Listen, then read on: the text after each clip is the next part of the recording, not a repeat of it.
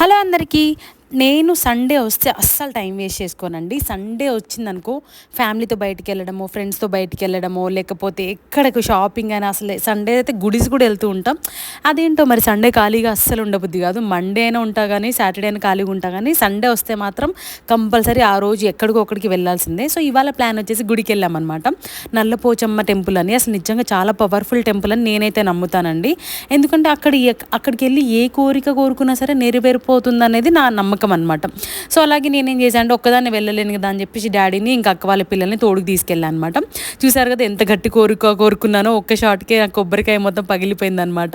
So అది కొంచెం happiness ఇస్తుంది. ఇంకా కొబ్బరికాయలు పువ్వు వస్తే మాత్రం ఆ రోజు నిజంగా లక్కీ డే అని ఫీల్ అయిపోతుంటాం కదా. సో ఈ టెంపుల్ చాలా సింపుల్గా ఉంటుంది, మంచిగా అంటే కొంచెం ప్రశాంతంగా కావాలి అంటే కనుక ఈ టెంపుల్ విజిట్ చేసి అక్కడికి వస్తే 10 నిమిషాలు కూర్చున్నా సరే అండి, ఎంత బాగుంటుంది తెలుసా, రోజంతా రిలాక్సింగ్గా ఉంటుంది. మీకు కూడా ఇలాంటి నమ్మకాలు ఉంటే